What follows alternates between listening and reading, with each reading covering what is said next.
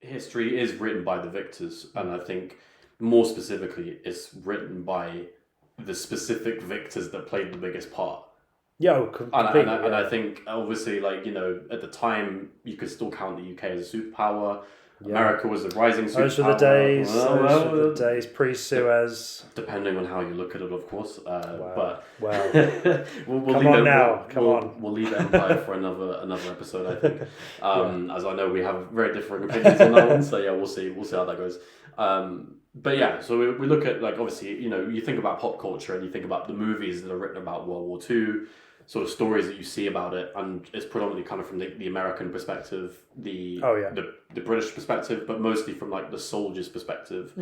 And I do feel like the tide has changed a bit in the sense that lots of war movies, in maybe like the 60s, 70s, 80s also, may have been more oriented towards kind of like the glorification of it necessarily. Like, I'm not saying every single film, because obviously you have a lot of. But also it's the time, it's the moment in the history of Hollywood, and maybe we should do something about the history of Hollywood itself, because it's fascinating. But the 60s and 70s, coming off the back of the 50s, where you have all the big biblical epics being made, there is this taste for massively lavish productions, kind of 3-hour epics, huge ensemble casts, and a very detailed. And when that lens is turned to memorializing the Second World War, you get films like what's it called? The Longest Yard. Not The Longest Yard. That's a very different film. That's a very different film. The Longest Day, in fact, based on the Cornelius Ryan book about D-Day, which is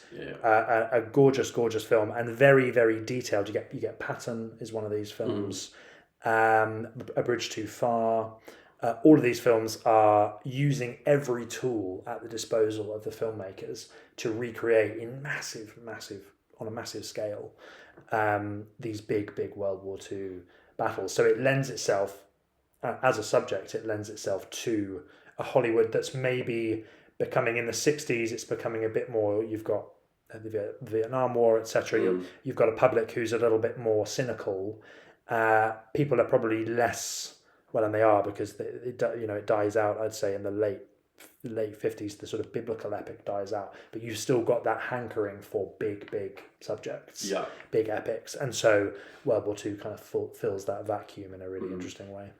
Yeah, and I also think, I mean, kind of the topic, like the theme that I would touch upon is, the almost the glorification of war and the films where it's very like, shooty explosion. But I think we're also heroes, we beat the bad guys. And I think that's true up until the 60s, at which point it kind of diverts a bit. You get that slightly more as you get. I mean, this is pre New Hollywood's kind of late 60s, but you do have this slightly more kind of self-aware tone and less kind of one-dimensional glorification. So again, films like those that I mentioned are brilliant in that they give you the kind of ambivalence. Especially Patton, I would say, is a huge one for that, with him kind of striding over the battlefield and looking at the dead American troops and reflecting on the kind of cost of war.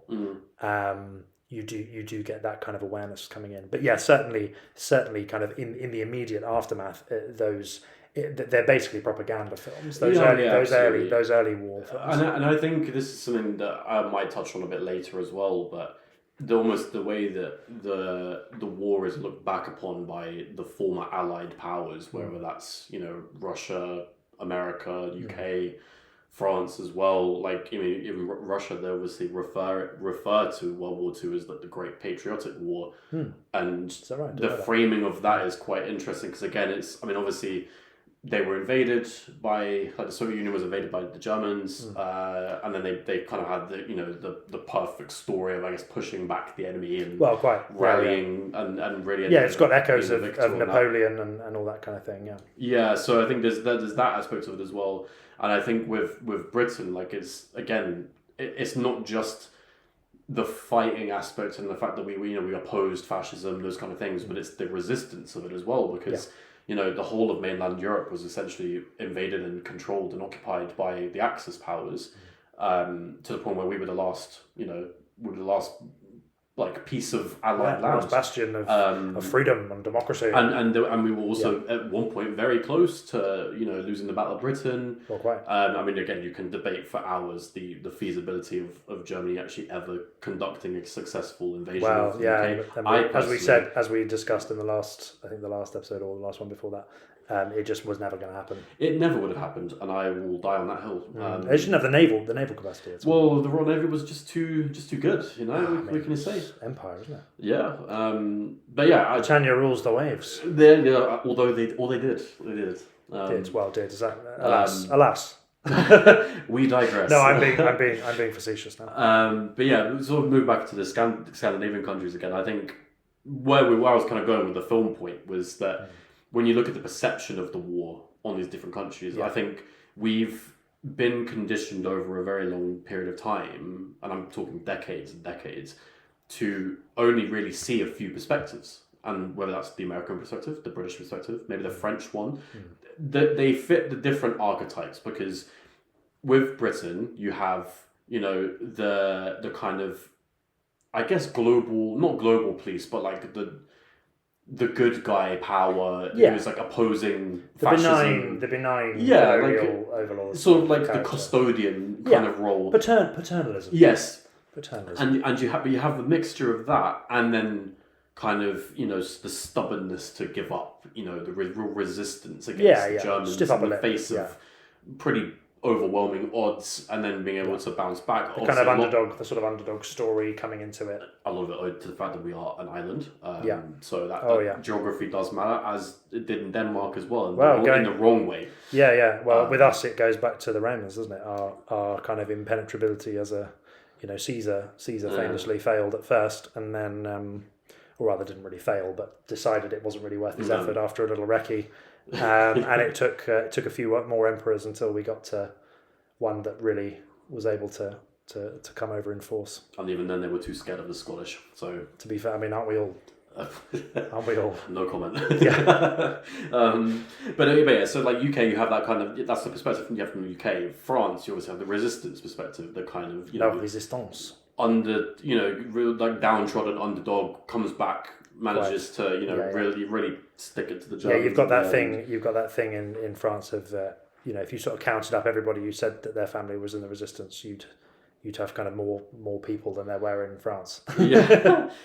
But I mean, this is a separate topic that we might cover. But I also think the perception of France, because everyone makes the joke of like, they surrender like the drop of a hat, basically, or whatever. But it's like, no, that's the Italians. That's the old joke, isn't it, about the Italian tank? It's got one forward gear and two reverse. That's the old. I don't think I've heard that one. Yeah, I think it relates. It relates to the sort of African, like Abyssinia and those sorts of things, where you've got pretty well armed Italian soldiers taking one look at the African warriors coming charging at them with spears and just turning tail and fleeing for mama and home. I mean, Italy again.